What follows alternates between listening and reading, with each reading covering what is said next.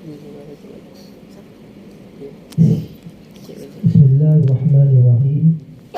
Alhamdulillah Rabbil Alamin. Assalatu wassalamu ala ashrafil anbiya wal mursalin wa ala alihi wa sahbihi ajma'in. Assalamualaikum warahmatullahi wabarakatuh. Salam sejahtera dan salam perpaduan. Terima kasih pada pengacara majlis yang saya hormati Tuan Siti Aisyah binti Senin, yang berbahagia Tuan Haji Ismail bin Tamjiz, pengurusi Al-Lima Pengarah PPK Rengit, dan juga barisan Al-Lima Pengarah PPK yang turut hadir pada hari ini, Tuan Haji Kasmuni bin Muhammad, Tuan Haji Yusuf bin Ismail, Tuan Haji Husnin bin Zawahir, Tuan Haji Muhammad Jamal bin Abu Bakar, Tuan Haji Sabini bin Sohod, Encik Hazim bin Ishaq, Syarafuddin bin Sabari, Puan Hajah Fauziah binti Sabari, Puan Junirah binti Sari. Semua saya sebut semua yang tak hadir ini besar. Saya hormati juga rakan saya Encik Razali bin Ibrahim daripada Jabat DPD yang ini ada pegawai media IT. Tuan-tuan punya hari ini dibuat liputan ni LPP Satu Malaysia orang akan lihatkan dalam Facebook pada hari ini. So kita datangkan Encik Razali lah pada hari ini untuk buat liputan mengenai himpunan ini. Yang saya hormati sahabat saya Puan Siti Rohani binti Ismail, Guru Besar PPK Rengit, barisan anggota pengurusan, warga kerja PPK Rengit, tuan-tuan dan puan-puan yang saya hormati sekalian. Terlebih dahulu, sukalah saya melahirkan rasa penuh kesyukuran kehadrat Allah Subhanahu Wa Taala dengan limpah dan kurnianya. Pada pagi ini kita dapat bersama-sama dalam perhimpunan anggota PPK Rengit tahun 2023. Tahniah dan syabas kepada pengurusan dan ADP kerana dapat mengaturkan perhimpunan pada pagi ini. Sekali lagi saya ucapkan juga ribuan terima kasih pada pengurusan dan JP menjemput PPD Batu Pahat untuk bersama pada majlis pada hari ini. Saya adalah wakil kepada PPD Puan Zuria binti Dahlan.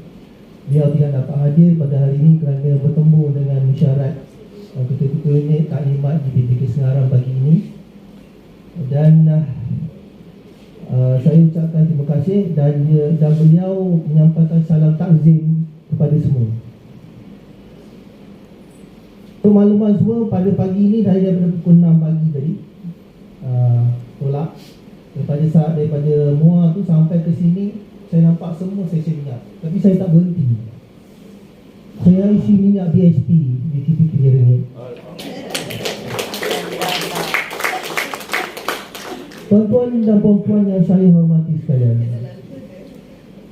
hari ini adalah kenyataan, kemarin adalah kenangan, hari esok adalah impian. Sucikan hati, jernihkan fikiran, sambutlah tahun baru dengan penuh harapan dan semangat.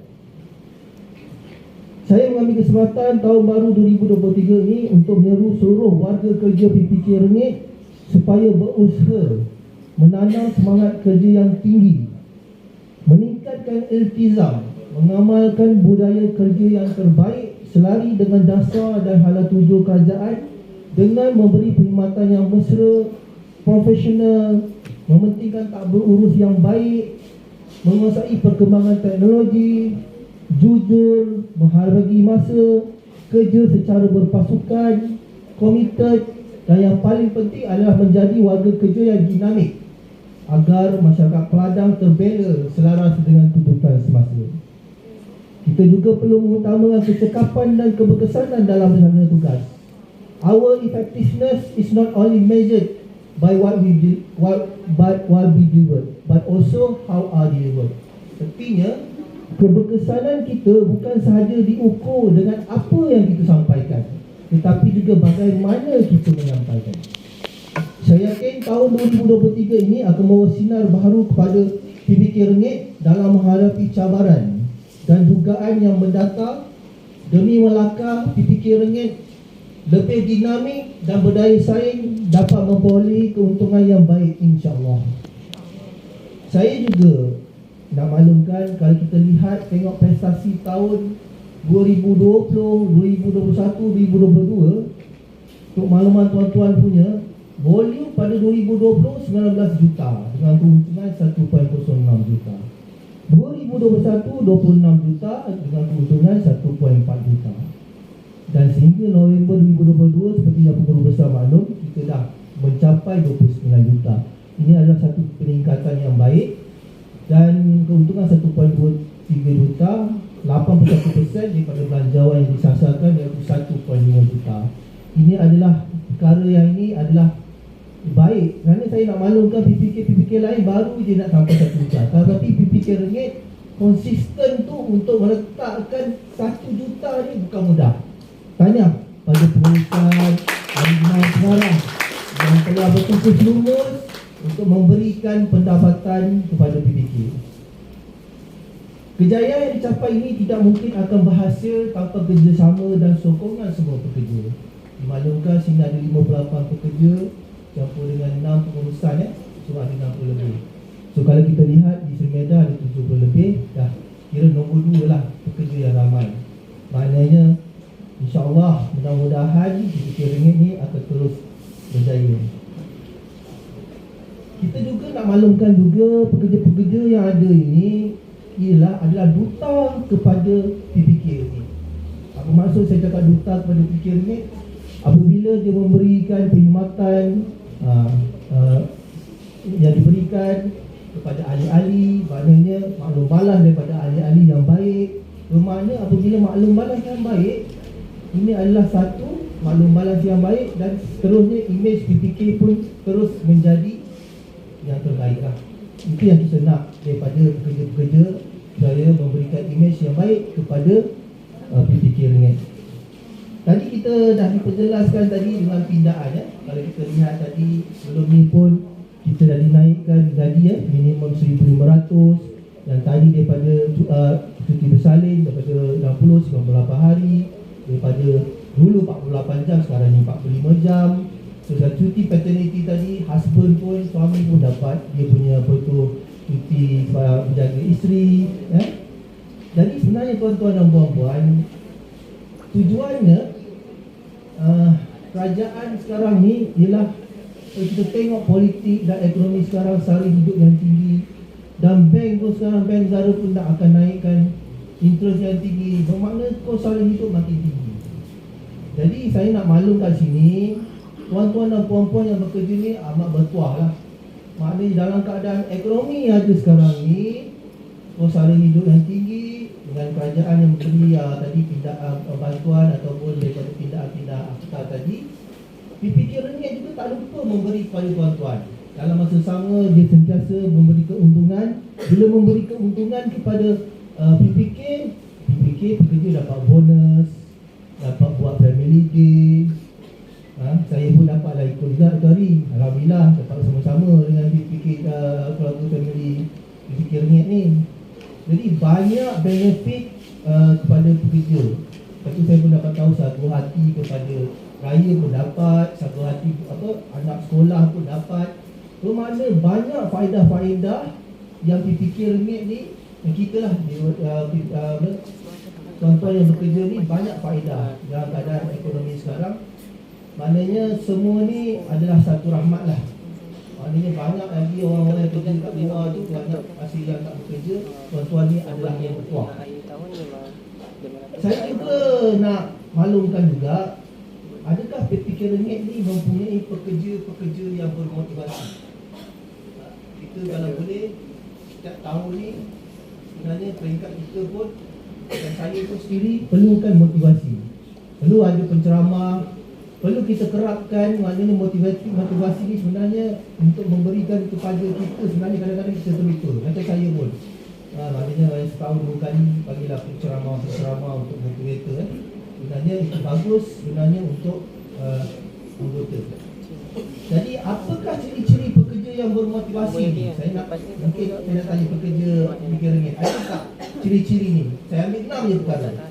Yang pertamanya, berusaha untuk memenuhi target kerja harian seawal mungkin, atau dengan kata lain, menyiapkan kerja dengan lebih awal. Yang pertama. Yang kedua, menunjukkan minat dan memberi sepenuh tumpuan terhadap tugasan kerja yang diberikan, serta bijak mengendalikan sebarang masalah. Yang ketiga, proaktif di dalam mempelajari sesuatu perkara yang baru dan juga tidak kekok mengajar orang baru atau rakan sekerja berdasarkan kemahiran yang ada. Yang keempat, tidak kira tugas apa yang diberikan sekalipun, semuanya mampu ditangani dan dipenuhi dengan komunikasi yang berkesan untuk mendapatkan maklumat dan mengawal segala situasi masalah. Yang kelima, memberi komitmen penuh kepada kerja, kurang merunut atau memberi alasan dan sentiasa positif terhadap sebarang masalah. Yang terakhir, kita jarang melihat pekerja kita missing in action, datang lambat ke tempat kerja atau tidak menyiapkan kerja dengan alasan yang tidak munasabah. Jadi inilah ada 6 perkara, ciri-ciri. Saya ingat dipikir ni lah, maknanya pekerja yang bermotivasi. Kita jadi pekerja yang bermotivasi. Kalau tak dapat pekerja yang cemerlang, kita jadilah pekerja yang bermotivasi. Selain daripada itu juga, saya pernah daripada ketua pengarah kita yang lama dulu pernah cakap, nak jalan laju-laju, jalan seorang. If you want to go fast, go alone. Nak jalan jauh-jauh, jalan ramai-ramai. If you want to go far, go together. Maknanya, kalau kita nak pergi jauh, kita fikir nak perlu untung, kita kena jalan bersama-sama. Jangan kita jalan seorang-seorang. Sebab itu, setiap syarikat atau bisnes yang berada pada level yang lebih jauh dan lebih tinggi, dia mempunyai tim yang ramai. Kita nak pasukan, kita tak nak grup, kita tak nak kumpulan, kita nak pasukan. Dan saya juga nak maklumkan juga, kita tidak boleh berkompromi dalam aspek integriti dan ia sewajarnya menjadi keutamaan dalam melaksanakan tugas dan amanah yang diberikan. Saya nasihatkan pegawai dan anggota akan menjaga integriti dan kewibawaan dengan tidak menyalahguna kuasa yang ada dan melakukan penyelewangan. Tindakan sedemikian pastinya akan menjejaskan dan mensalah imej organisasi. Kita ikut SOP, Standard Operating Procedure, arahan dan garis panduan yang diberikan. Jadi saya kat sini juga nak maklum pada semua, kita kena hormat, menghormati, terutama sekali pengurus besar kita, kerana beliau menjalankan keputusan-keputusan yang dibuat oleh Mesyuarat Jemaah Pengarah dan Mesyuarat Agung Perwakilan. Kalau ikutkan pengurus besar ni, satu kaki dia dah berada dalam jail. Bila-bila saja dia boleh masuk ke dua-dua. Jadi kita kena menghormati, berjemaah, berpasukan dalam menjalankan tugasan. Tuan-tuan dan puan-puan, akhir sekali saya mengambil kesempatan ini, saya mendoakan setiap orang yang hadir dalam dewan ini dipanjangkan umur, dimurahkan rezeki dan diberikan kesihatan yang baik serta dijauhkan dari penyakit COVID-19. Saya mohon maaf seandainya terdapat kekurangan semasa ucapan saya. Yang buruk datang dari saya, yang baik datang dari Allah Subhanahu Wa Taala. Sekian, saya sudahi dengan wabillahi taufiq wal hidayah. Wassalamualaikum warahmatullahi wabarakatuh. Terima kasih Ibu Syekh Zaid atas ucapan yang telah disampaikan sebentar tadi. Hadirin sekalian, kini tibalah masa untuk sama-sama kita mendengarkan ucapan amanat tahun baru 2023 yang akan diumumkan oleh yang berbahagia pengerusi ahli jemaah pengarah Pertubuhan Teladan Kawasan Rengit. Maka dengan itu majlis dengan penuh hormat dan takzimnya menjemput yang berbahagia Tuan Haji Ismail bin Pancis. Dipersilakan. Assalamualaikum warahmatullahi taala wabarakatuh. Bismillahirrahmanirrahim. Alhamdulillahirabbil alamin. Wassalatu wassalamu ala asrofil anbiya wal mursalin wa ala alihi wa sahbihi ajma'in. Yang dihormati Tuan Pengacara Majlis, yang berbahagia rakan-rakan ahli jemaah pengarah,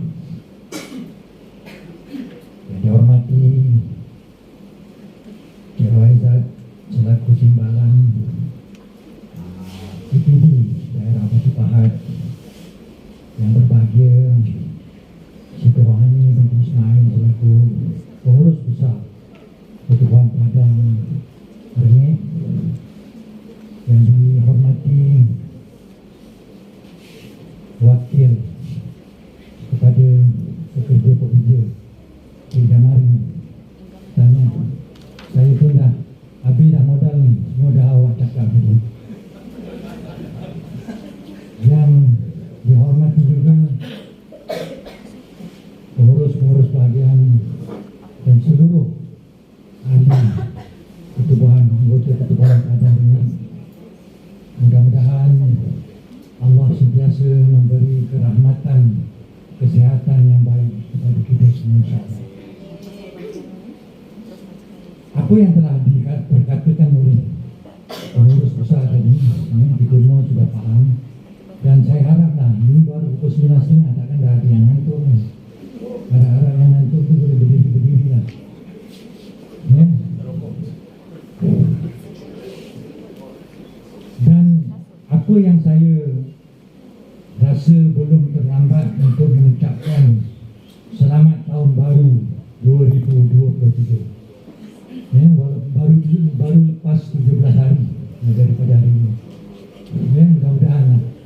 Dan apa yang saya harapkan yaitu daripada segi bahagian kelapa sawit, kita masih lagi mendengar rumutan macam dah jadi trademark pula. Bila tanya nak jual dengan peladang ambil lambat.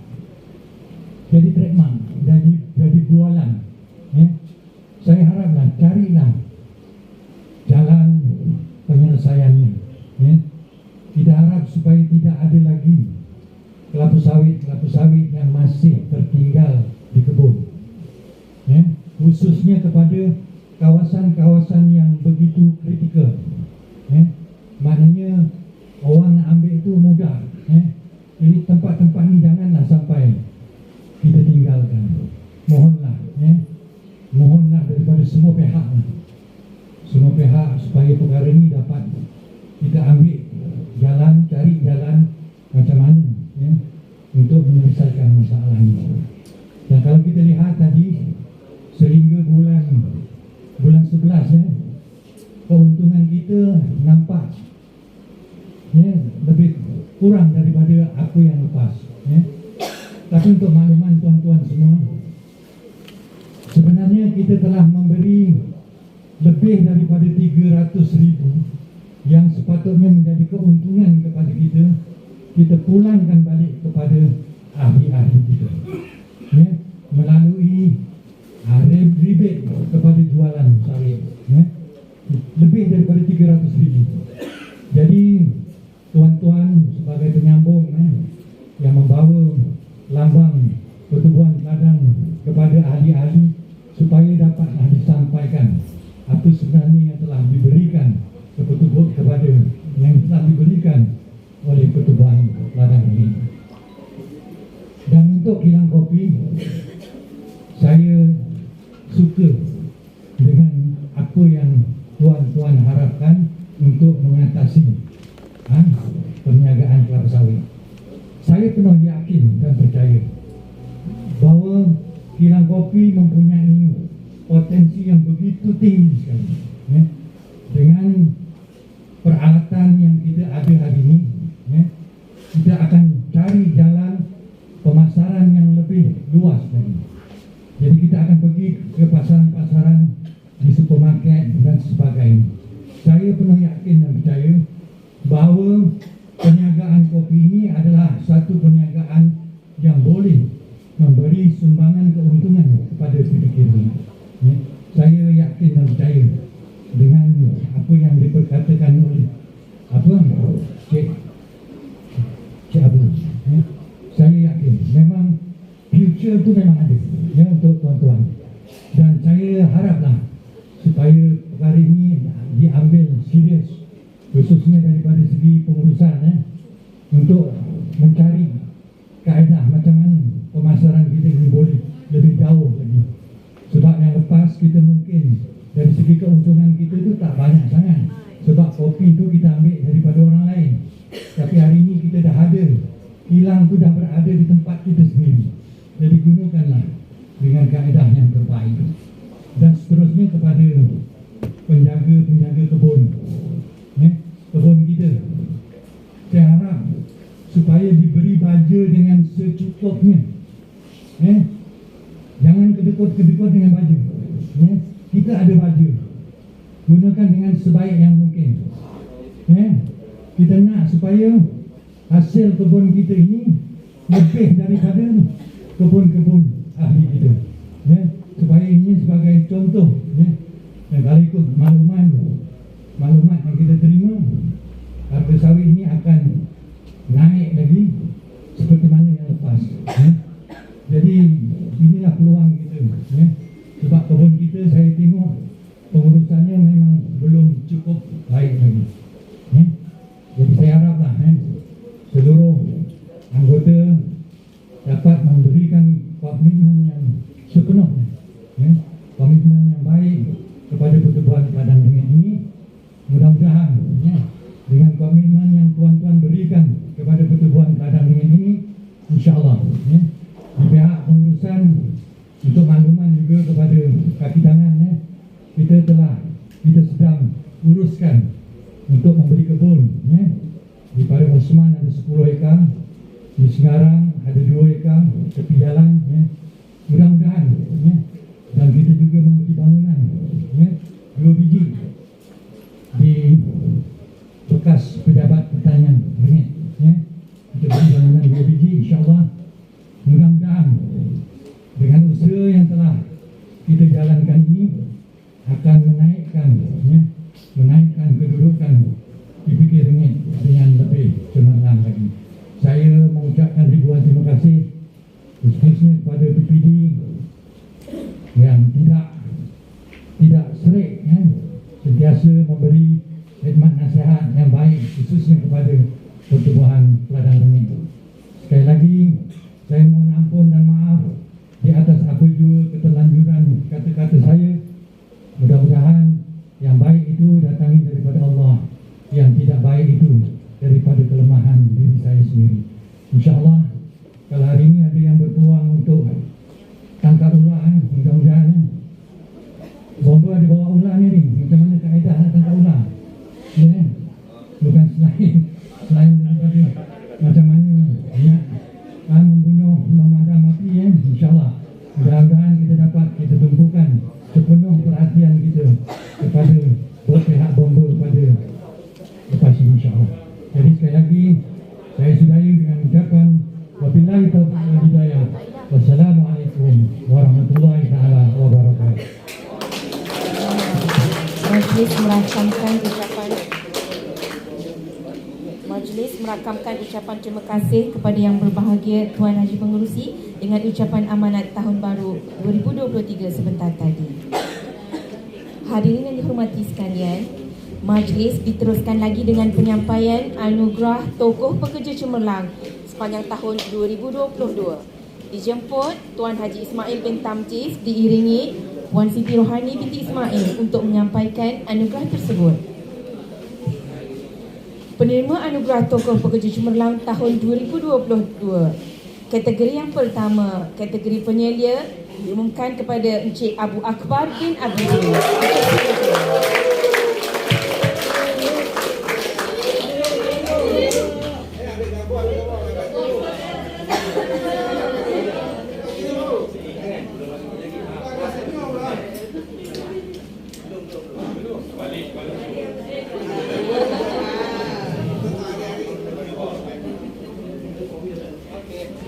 Penerima kategori kedua, kerani ataupun juruang, dipersilakan Puan Rohaidah binti Isnin.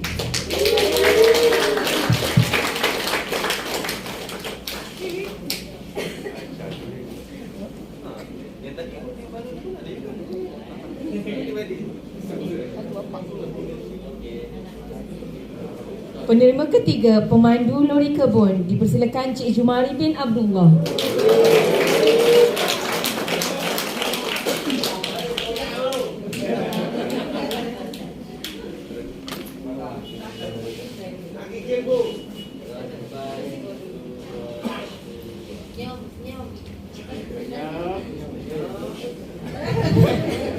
Yang keempat, bagi kategori pemandu lori trailer, dipersilakan Cik Razali bin Kasim.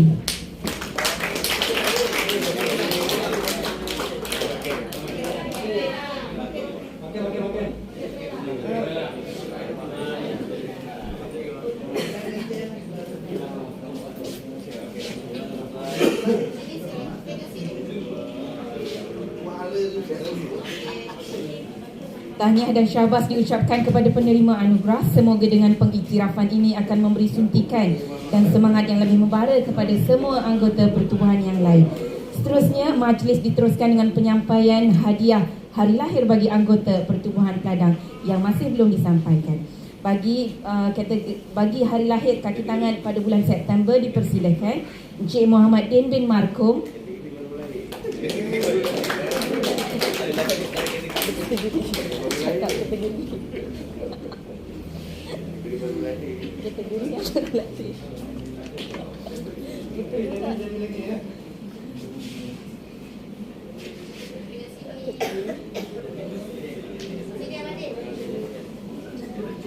Yang kedua, Encik Muhammad Fuad bin Syarif.